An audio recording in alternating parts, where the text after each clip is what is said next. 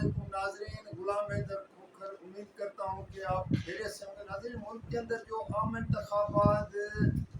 نہ ہونے کے حوالے سے جو باتیں ہو رہی ہیں، انتخابات میں کہاں پہ کیا رکاوٹیں ہیں، سیاسی جماعتیں جو ہے ان کا سیریسنیس کتنا ہے انتخابات کے حوالے سے، اور انتخابات نہ ہونے کی صورت میں مارچ میں کون سا ادارہ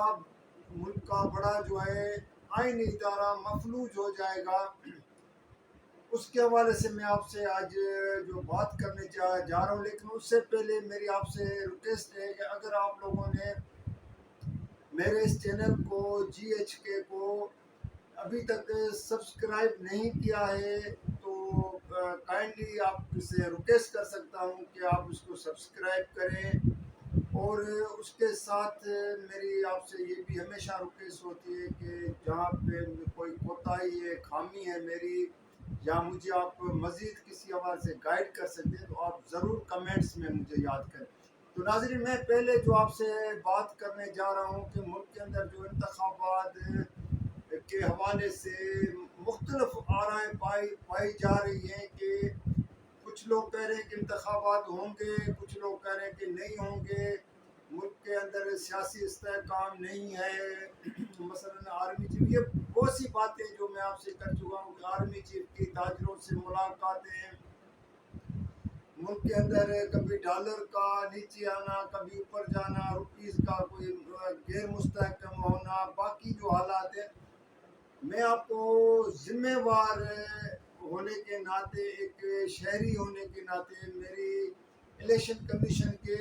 اہم حلقوں سے بات چیت ہوئی ہے، میں وہ آپ کو بتا رہا ہوں کہ الیکشن کمیشن کے جو حکام ہیں، بڑے ذمہ وار جو لوگ ہیں، ان لوگوں کا یہ میرے سے جو بات چیت ہوئی ہے، ان کا کہنا ہے کہ سیاسی پارٹیاں خود جو ہے نا وہ انتخابات کے لیے سیریس نہیں ہیں، اور اس نے پہلے تو خیر وہ لمبی بات ہے،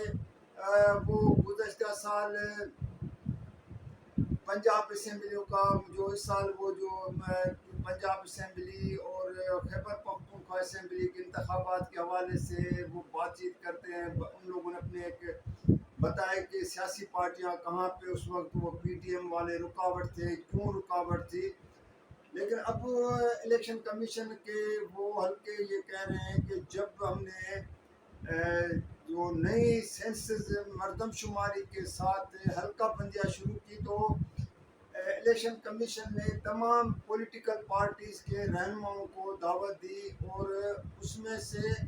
کسی جماعت کے بڑے لیڈر نے خود آ کے شریک نہیں ہوئے،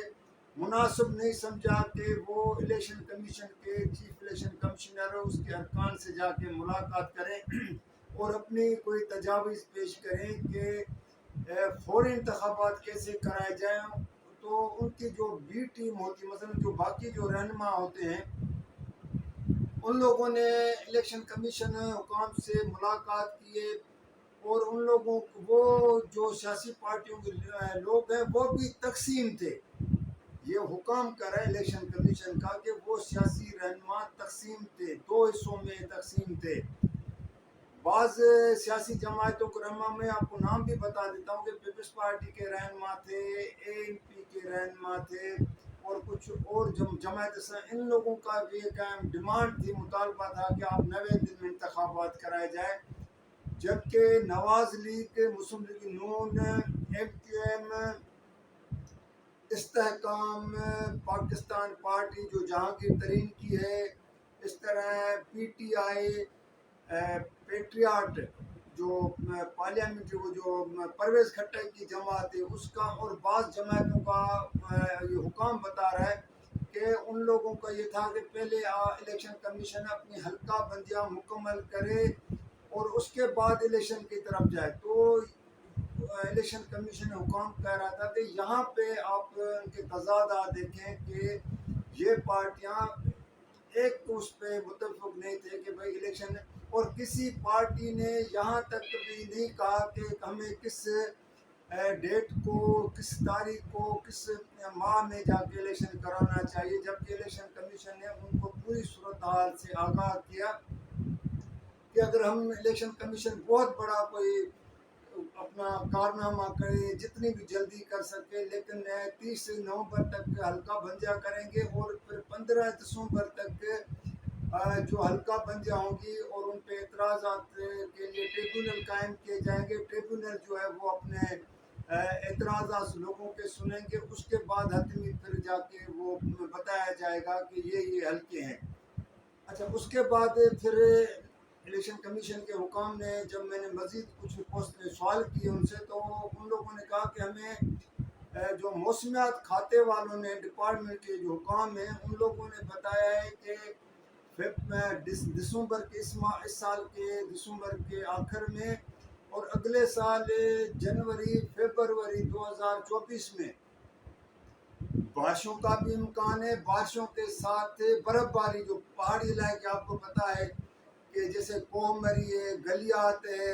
ایبٹ آباد ہے، خیبر پختونخوا کے بعض ایسے پہاڑی علاقے ہیں، پھر یہاں تک بتایا کہ بلوچستان میں بھی جو ہے نا وہاں پہ بھی بعض جگہوں پر برف باری کا امکان پیدا ہو سکتا ہے۔ اور یہ ابھی سے موسمیات کھاتے والوں نے کہتے ہیں کہ اس صورتحال میں الیکشن ممکن ہی نہیں ہے کہ فروری تک کوئی الیکشن ہو جائے۔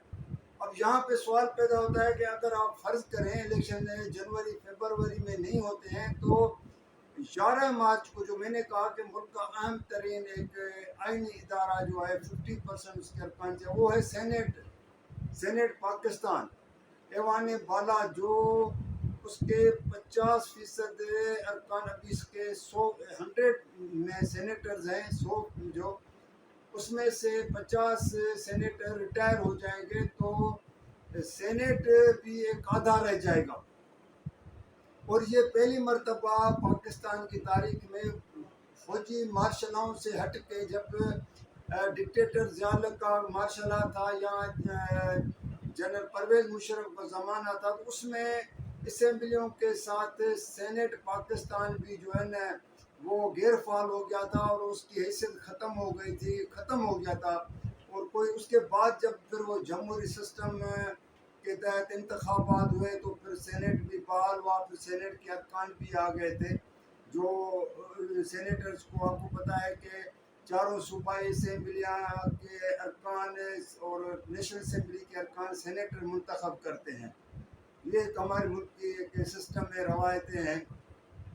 تو ابھی سینٹ پاکستان بھی اگر آپ کا چلا جائے، 50% اس کے ارکان رہا جائے اور سینٹ فنکشننگ نہ ہو، اس کا کوئی کارکردگی نہ ہو، chairman senate, deputy chairman senate بھی گھر چلا جائے، تو پھر ملک میں کون سا ایسا آئینی ادارہ؟ اسمبلیاں پہلے ہی آپ کی تحلیل ہو چکی ہیں، اسمبلیاں فنکشنل ہی نہیں ہے، نیشنل اسمبلی ختم ہو چکی ہے، چاروں صوبائی اسمبلیاں ختم ہو چکی ہیں، اوپر سے سینٹ پاکستان بھی آپ کا چلا جائے، تو یہاں پہ پھر تو ایک قسم کا جو